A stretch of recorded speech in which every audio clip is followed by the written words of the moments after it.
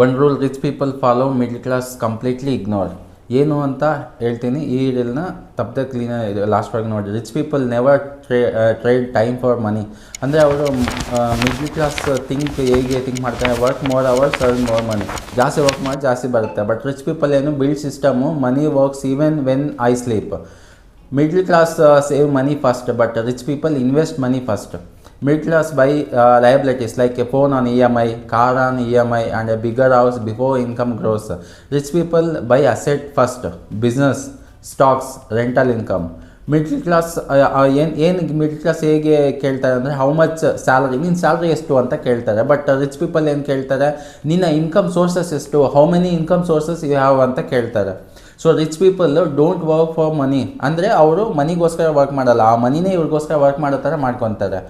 ಇನ್ನೂ ಇದ್ರ ಬಗ್ಗೆ ನಿಮಗೆ ಏನೋ ಇದು ಡೀಟೇಲ್ಸ್ ಬೇಕು ಅಂದರೆ ನೀವು ಕಮೆಂಟಲ್ಲಿ ಕೇಳಿ. ಮತ್ತು if you are middle class today, learn rich rules, not rich life style. Follow for finance, tax and real wealth knowledge. Comment rich ಅಂತ ಕಮೆಂಟ್ ಮಾಡಿ. ನಿಮಗೆ ಪಾರ್ಟ್ 2 ಬೇಕಂದರೆ ರಿಚ್ ಅಂತ ಕಮೆಂಟ್ ಮಾಡಿ.